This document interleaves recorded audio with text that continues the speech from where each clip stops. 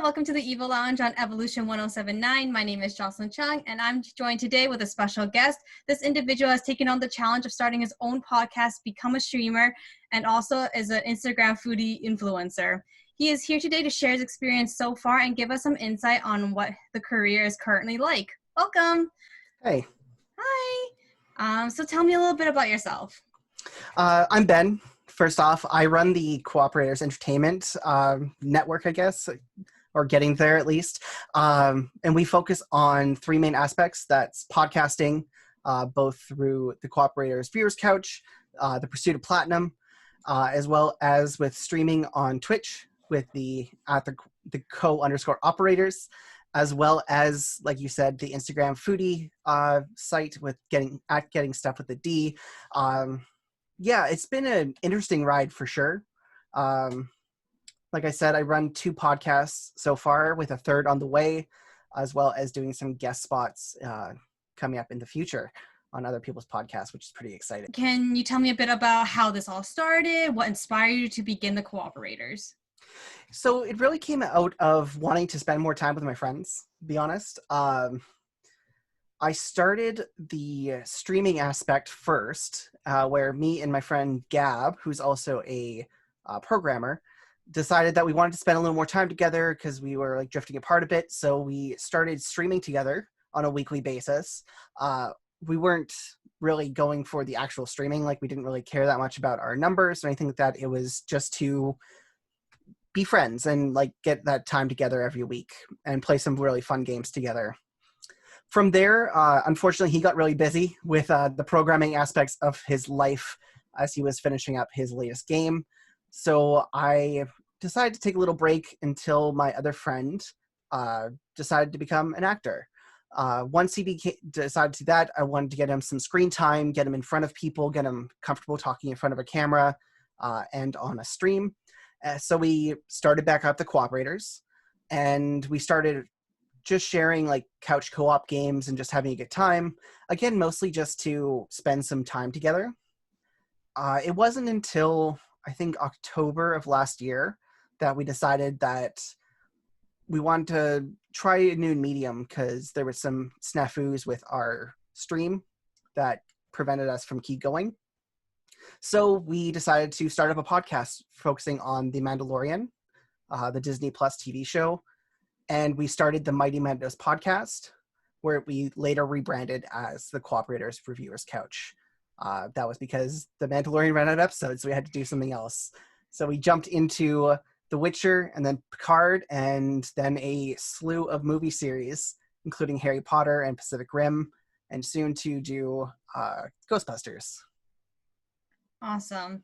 Was it always a passion of yours to start podcasting or create content at all? Like, have you thought about it prior or? So I've created content for different companies before, but never really had the passion to do it just for myself. I really enjoyed podcasts. Once I graduated university, it was the main thing that I listened to as I did my overall 3-hour commute to and from work when I lived back in Halifax. So back then I actually did have a passion for it, and me and my friends did try and start one up, but we didn't have the equipment, and because we were students or just past students, we didn't really have the money to do it either, or the time, because 2 of them were still in university trying to get that all done. So we decided to not actually go through with the podcast, but I never really lost that spark to make one. That was why I was so excited when my friend was like so willing to jump onto the podcast train with me. And since then, I've just gotten more and more into it, starting my own podcast, which is a solo podcast, as well as co-hosting another one starting in a couple weeks. As for streaming, I never really had the ambition to stream. I didn't watch a lot of streams through university or anything like that. I watched a lot of esports, but it's such a different beast watching esports compared to watching someone just stream. And it wasn't really until 2 months ago-ish, because I was completing games for the Pursuit of Platinum podcast, that I decided why not share my journey going through these as well, and have that second layer of content to go on top of the podcasts. Since then, I've blown up a little bit, which has been awesome. It's been really cool creating this new community and seeing how I've grown from having a viewer or two, usually my girlfriend as well as like one or two of my actual friends, to going up to 100, 150 people watching me every time I stream now. So it's definitely been a journey. It's been really exciting, but no, it was never something that I really planned to do. Awesome. That sounds amazing. Was it difficult to start, or how was the engagement? And like, I guess a little bit about what have you achieved so far, and It a bit of how long have you been doing it? Yeah, it's been difficult. It's really hard to get started in this kind of industry. Getting the views, getting the listens, both on streaming and podcasting, can be really difficult because it's such an oversaturated market right now. Seems like every other person has a podcast about whatever they're doing, and a lot of people start streaming every day. So I recently hit affiliate on streaming, which is awesome. It means that I have enough views and everything to start monetizing my channel, to actually start making it into a real career. And I'm probably about a month or two-ish out of becoming partner as well with Twitch, which it will not only help with like viewers and everything, but also helping with that monetary stream into everything. But it's a really hard entry, both for podcasting and for streaming, because there's a money aspect to it. You need a computer that's good enough to do what you're doing. You need the correct programs, especially for podcasting. And you need the right recording equipment to get the right kind of sound quality that people will actually listen to your podcast. I mean, don't get me wrong, you can do a podcast on a basic phone or anything like that, but the quality that you get from like a real mic and a real setup is so much better, and it sounds so much better in real life when you're listening. Yeah. Sorry, what were the other parts of the question there? Well, I guess a big question that I feel like, even personally for myself, that I have for you is any tips for individuals to start their own content, or where to begin if they're interested? Because like you said, it's quite a saturated, industry right now, right? Mm-hmm. So, in all honesty, my biggest advice or tips is to just start. You might not get big, you might have a real trouble at the start, but to just get into the habit of doing it.